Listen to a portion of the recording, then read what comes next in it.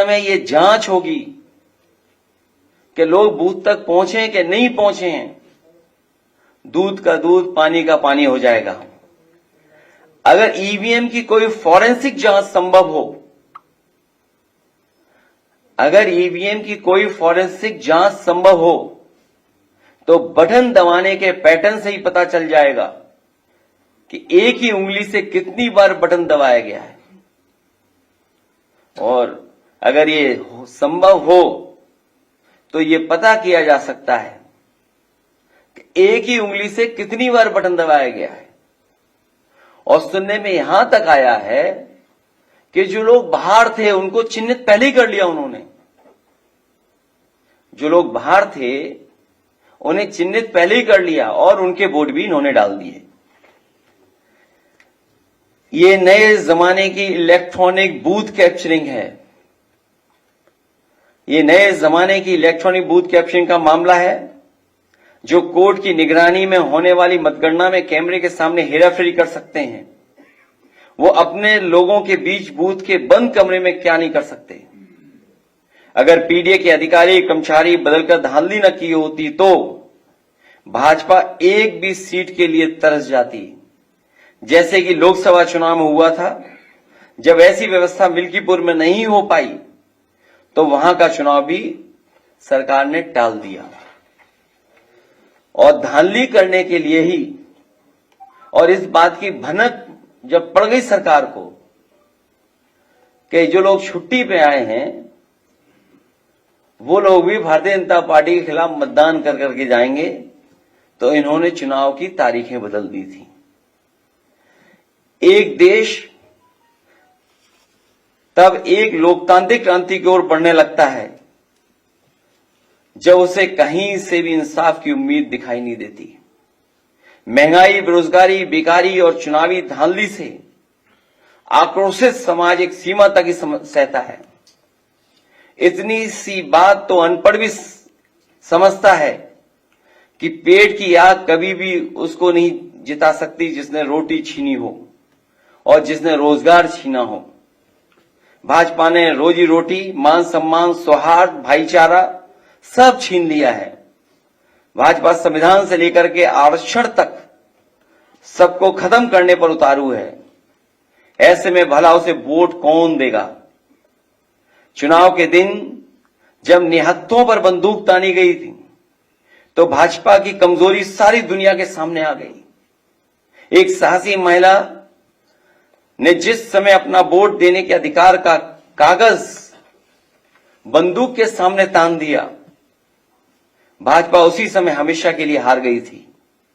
लोकतंत्र में ऐसा तमाचा आज तक किसी ने नहीं मारा जिसकी गूंज भाजपाइयों को रात में सोने नहीं देगी।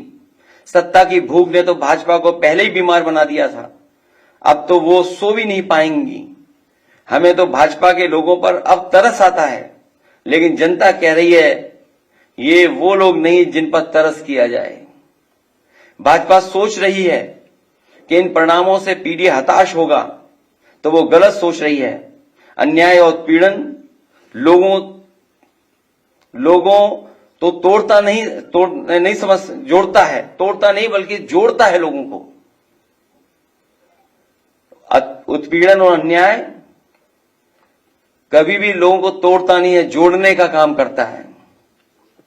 हमने पहले भी कहा कि आज फिर कह रहे हैं, सदियों से पीडीए समाज का जो उत्पीड़न और अपमान प्रभुत्ववादियों ने किया है उसका दर्द पीडीए ही समझ सकता है। पीडीए दर्द का रिश्ता है, यही दर्द पीडीए को लगातार जोड़ रहा है। ये एकता ही भाजपा की चिंता का सबसे बड़ा विषय बना हुआ है।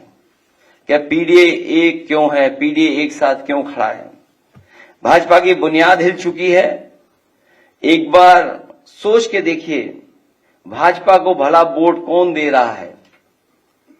क्या वो गरीब जो महंगाई का मारा है, या वो पिछड़ा दलित, अल्पसंख्यक या आदिवासी जिसका भाजपा राज में लगातार शोषण हो रहा है, जिसका आरक्षण मारा जा रहा है, या वो किसान जिसको खाद नहीं मिल पा रही है, या जिसकी फसल छुट्टा पशु खा जा रहा है, या जिसकी फसल की कीमत उसे नहीं मिल रही है? या वो मजदूर जिसे बेकारी के कारण मजदूरी नहीं मिल रही है, या वो दुकानदार जो मंदी का मारा है, या वो कारोबारी व्यापारी जो भ्रष्ट जीएसटी और भाजपाई चंदे की रसीद काटने वालों से परेशान है, या वो महिला जो यूनिवर्सिटी कैंपस तक में सुरक्षित नहीं है, या वो सरकारी कर्मचारी जिनके ऊपर भ्रष्टाचार करने का दबाव है, या जिनकी पुरानी पेंशन तक छीन ली गई, या वो पत्रकार जिनको निर्वस्त्र करके पीटा जा रहा है, या वो जो नौकरी के लिए धरने पर बैठे थे, चाहे 69,000 शिक्षक भर्ती का मामला हो, या पुलिस का हो, या अग्निवीर भर्ती का हो, या जज की परीक्षा में कॉपी बदलने का, या परीक्षा में पेपर लीक का, रद्द होने का, या कोर्ट में रिजल्ट फंस जाने वालों का। इन सब बातों से लाखों निराश युवा हैं और उनके हताश परिवार के करोड़ों लोग अब भी सरकार के विरोध में खड़े हैं। सच तो यह है, भाजपा को 5% लोग भी वोट नहीं दे रहे हैं। इनकी जीत में वोट की कोई भूमिका ही नहीं है। ये तंत्र की हेराफेरी से जीतने वाले लोग हैं और वोट को लूटने वाले लोग हैं।